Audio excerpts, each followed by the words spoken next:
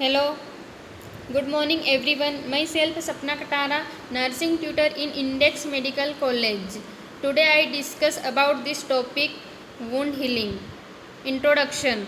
A wound is a disruption of the normal structure and function of the skin and underlying soft tissue. Acute wounds in normal healthy individuals heal through an orderly sequence of physiological events that includes hemostasis, inflammation, epithelialization, fibroplasia and maturation. When this process is altered, a chronic wound may develop and is more likely to occur in patients with underlying disorders such as peripheral artery disease, diabetes, venous insufficiency, nutritional deficiencies, and other disease states. Wound mechanism. Wounds are generally classified as acute or chronic. Chronic wounds are generally associated with physiological impairments that slow or prevent wound healing. Wounds may be caused by a variety of mechanisms including acute injury to the skin, surgery and other etiologies that cause initially intact skin to break down. Example, ischemia, pressures. Surgical wounds. Surgical wounds are a control from or trauma created in the operative room environment, classified according to the degree of bacterial load or contamination of the surgical wounds. The categories clean, contaminated and dirty are used or predict the risk of surgical wound infection which can impact wound healing. The majority of clean and contaminated wounds are closed primarily at the completion of the surgery. Contaminated and dirty wounds, example, fecal contamination, debridement for wound infection are typically packaged open. First, phases of wound healing. Wound healing occurs as a cellular response to tissue injury and involves activation of keratinocytes, fibroblasts, endothelium cells, macrophages and platelets. The process involves organized cell migration and recruitment of endothelial cells or angiogenesis. Many growth factors and cytokines released by these cell types coordinate and maintain wound healing. Acute wounds through the stage of wound healing is a linear pathway with clear start and endpoints. Chronic wounds are arrested in one of these stages, usually the inflammatory stage, and cannot progress further. Hemostasis. Immediately after injury to the skin, small vessels within the wound constricts to provide at least a measure of hemostasis for 5 to 10 minutes. Platelets aggregate in severe vessels and trigger the clotting cascade and release essential growth factor and cytokines that are important for the initiation or progression of wound healing. Example, platelet derived growth factor, transforming growth factor beta. The fibrin matrix that results stabilized the wounds and provides a provisional scaffold for the wound healing process. Hemostasis. Inflammation. The leg phase, because wound strength does not begin to return immediately. The inflammatory phases is completed within 3 days, except in the presence of infection or other causes of wound chronicity. Key components of this phase are increased vascular permeability and cellular recruitment. The presence of necrotic tissue, foreign material and bacteria results in the abnormal production of metalloproteases, which alter this balance of inflammation and impair the function of the cytokinase.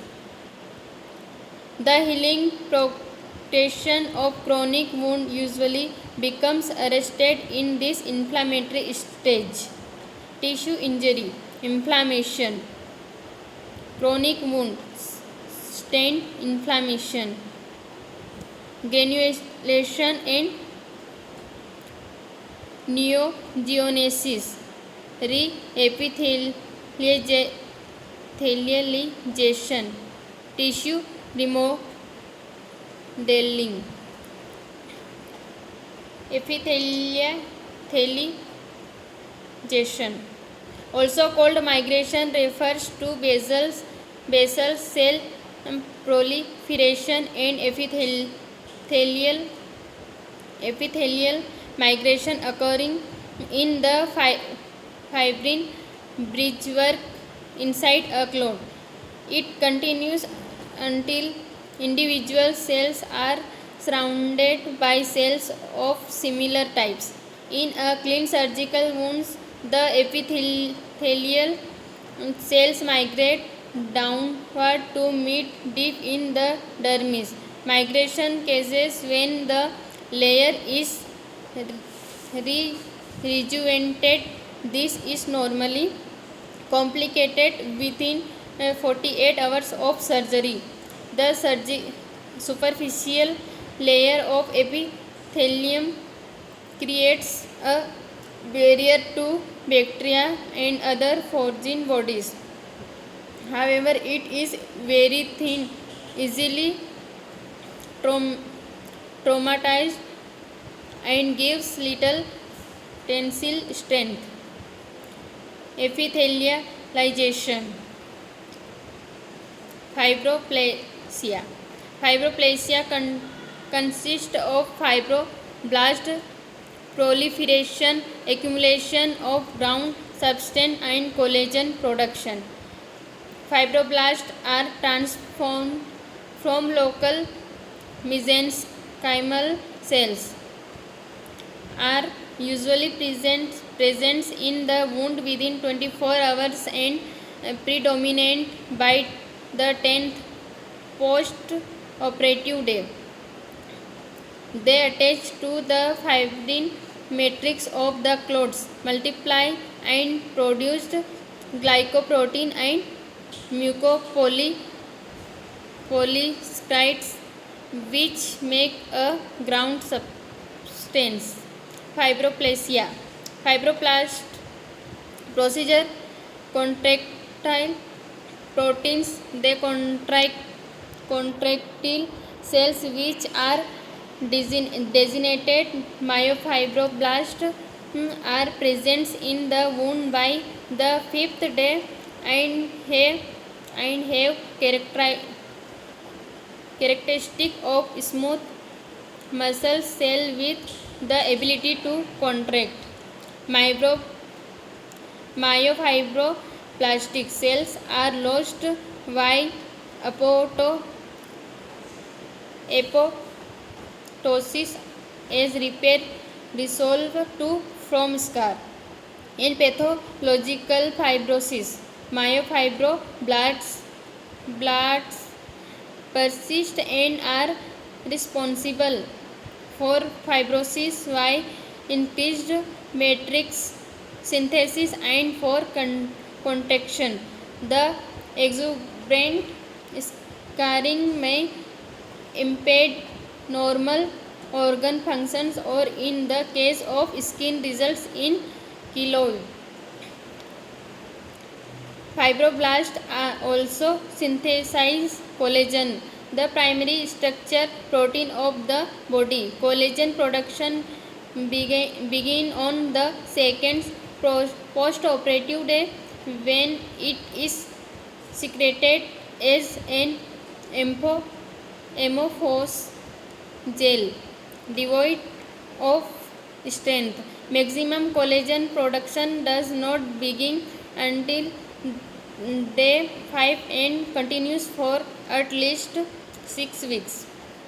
The developing collagen matrix stimulated angiogenesis. Granulation tissue is the result of the combination production of collagen and growth of capillaries. Maturations. Key elements of maturation include collagen cross-linking, collagen remodeling, and wound contraction. Five types of collagen have been identified. Type 1st and 3rd predominant in the skin and aponeurotic layers. The tensile strength of the wound is directly proportional to the amount of collagen as disorganized collagen is degraded and reformed. Covalent cross links are formed that enhance tensile strength. Maximum strength depends upon the interconnection of collagen subunits. Approximately 80% of the original strength of the tissue is obtained by 6 weeks after surgery, but the diameter and morphology of collagen fibers do not have the appearance of normal skin until 180 days. Rest and immobility are important during the immediate post-operative periods for successful healing to occur. However, some physical activity is essential during the maturation phase because light tension increases tensile strength by remodeling, which may continue for many years.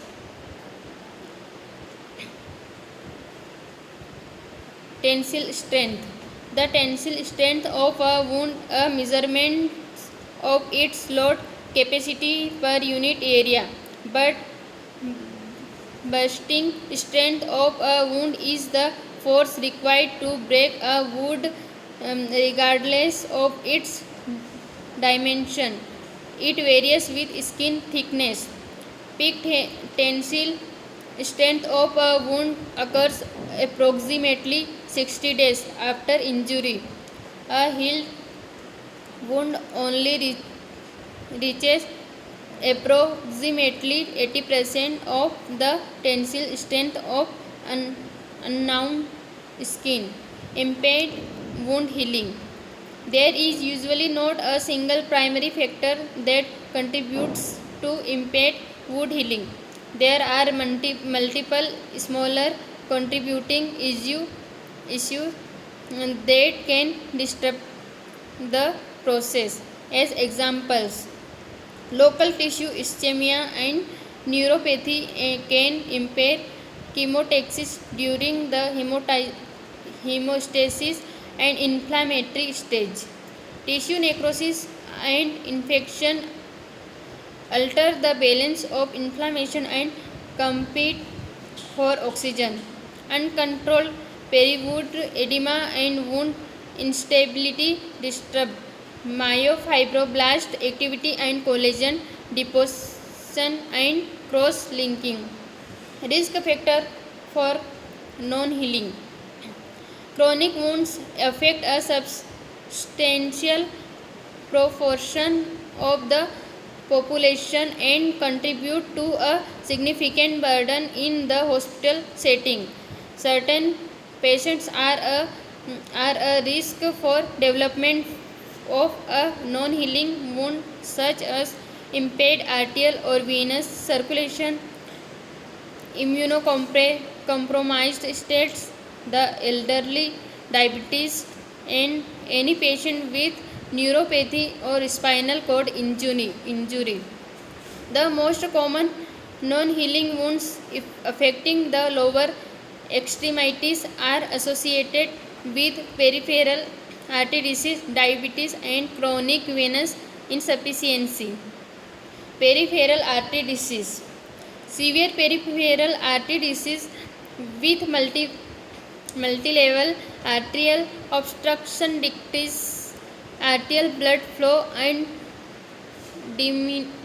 diminishes the delivery of oxygen and nutrients to the tissue and impairs removal of metabolic waste product. Critical limb ischemia develops when blood flow does not meet the metabolic demands of tissue at rest and manifests clinically with extremity pain, non-healing wound or tissue loss. Diabetes mellitus. Diabetes is a particularly important risk factor for the development of chronic wounds because it is associated with vasculopathy, neuropathy, and immunopathy. It is frequently associated with severe PAD with atherosclerosis developing at a younger age and affecting more distal arteries.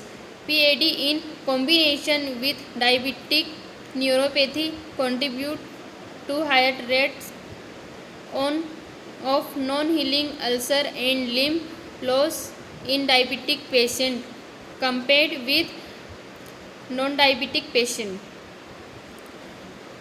Approximately 15% of patients with diabetes in the United States will develop a foot ulcer. Peripheral artery obstruction is present in about 20% of these patients and diabetic neuropathy in about 50% with about 30% having both. Neuropathy alone can be responsible for the development of diabetic foot ulcer. Neuropathy associated with diabetes affected sensory, motor, and autonomic nerves. Sensory neuropathy diminishes the perception of pain that is protective when tissue injury has occurred. The motor nerves to the intrinsic muscles of the foot are affected in approximately 50% of patients with diabetes, resulting in claw deformities that transfer pressure to the plantar metatarsal heads. The autonomic neuropathy causes the skin to become dry and susceptible to skin fissures, tearing, and infection due to a loss of sweat and oil gland functions. Over 100 known cytologic factors contribute to impaired wound healing in patients with diabetes. This includes decreased or impaired growth factor production, angiogenic response, microphage functions, collagen accumulation, epidermal barrier functions, quantity of cranioadjacent tissues, etc. Aging. Skin is not excluded from the complex process of aging. The supply of cutaneous nerves and blood vessels decrease with age, and a general thinning of tissue includes dermis and basement membrane. There is a loss of collagen and ability to produce more collagen. These physiological changes associated with aging contribute to slowed or impaired wound healing in the elderly. Sickle cell disease. Sickle cell disease represents another form of local tissue ischemia at the specific location of the wound. It is also obstructive in nature, similar to chronic peripheral artery disease, but is caused by dysmorphic RBC physically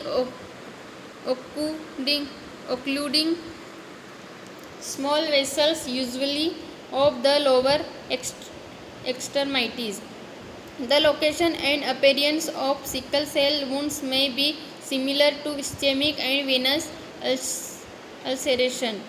Sickle cell wounds are known to progress much slower through wound healing and carry an increased risk of reoccurrence. Chemotherapy.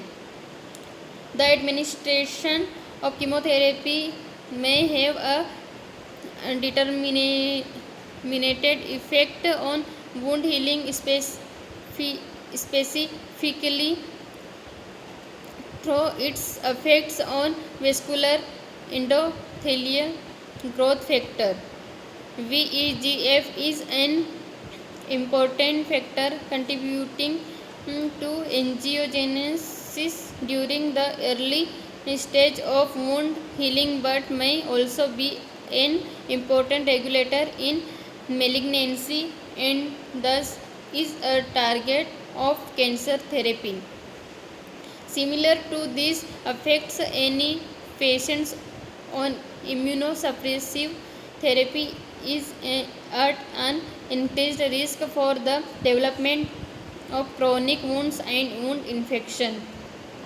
Radiation therapy. Radiation therapy has evolved as a powerful tool for tumor control as a sole therapy or administered perioperatively.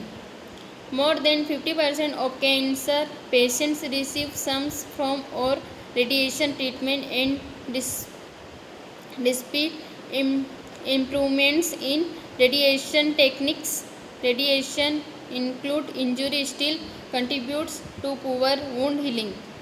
The term radiation injury refers to the morphology and functional changes that can occur in non-cancerous tissues and as direct result of joining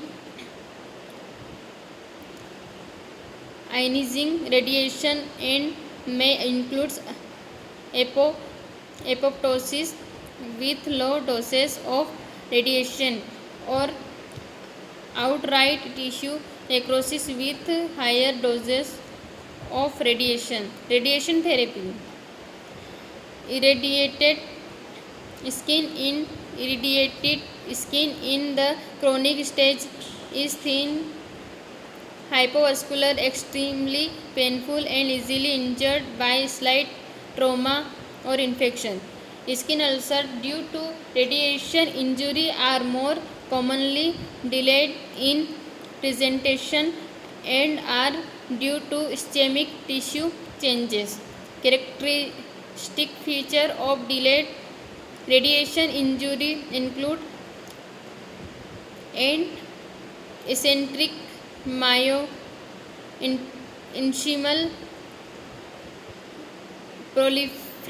proliferation in the small arteries and arterioles.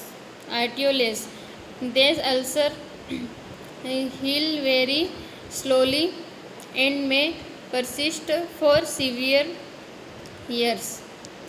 Spinal cord disease and immobilization.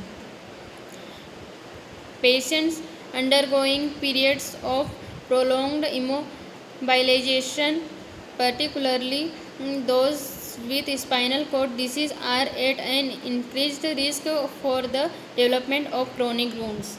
These are typically pressure wounds similar in pathogenesis and appearance to neuropathy wounds occurring in areas of bony prominence such as a sacrum, knees, ankle, malleoli, and heels.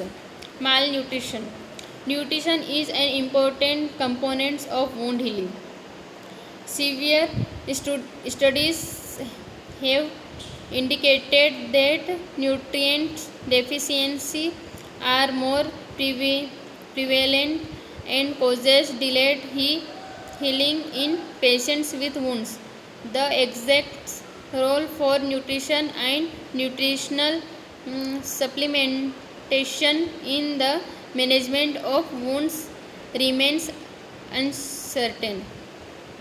Vitamin C is a cofactor for the collagen cross-linking. Lack of available vitamin C or survive impedes the hydrogylation and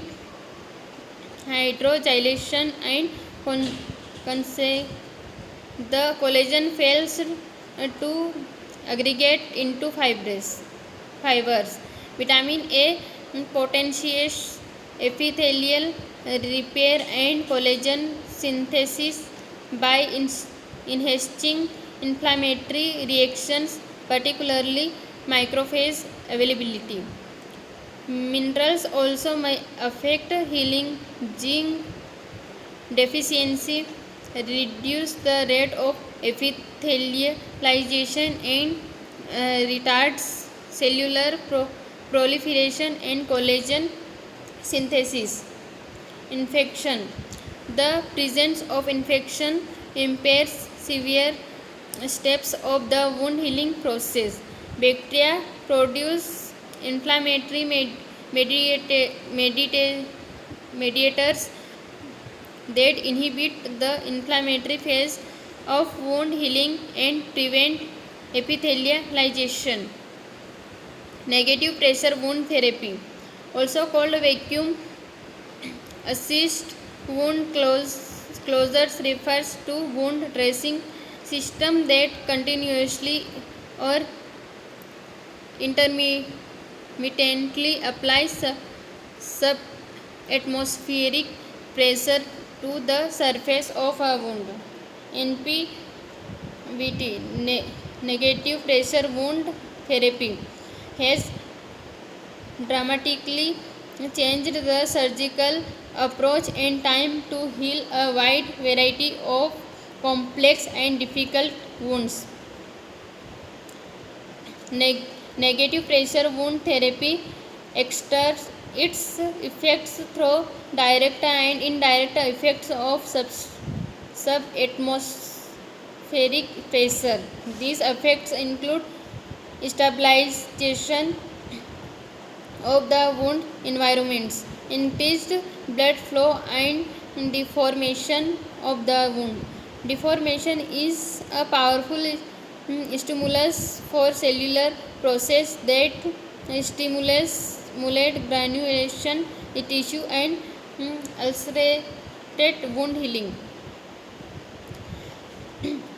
Negative pressure wound therapy के advantage provides a close to ideal environment for temporizing coverage, provides a moist environment and promotes and accelerated the growth of healthy granulation tissues while decreasing the presence of infectious agent. Used effectively in a variety of wounds, can be used as a longer term dressing. Its use has decreased the need for secondary amputations, remove excess fluid and promote wound contractions. Technique of VAC fluid evacuation.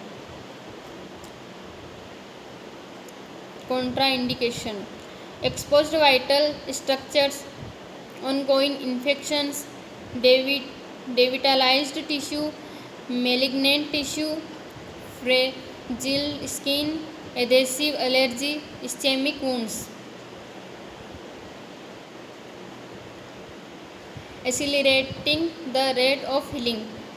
Mist therapy uses flow frequency ultrasound of stimulate cells at and below the wound surface to activate it heal. A painless procedure. The system creates low frequency ultrasound waves that produced and profile a gentle mist of sterile saline into the wound bed. The saline mist improves the transfer of ultrasounds from the device without contact or pain to the patient. Mist therapy promotes painless wound healing through active cell stimulation, decreased bioburden, increased blood flow, cleansing, and gentle debridement. Mist therapy.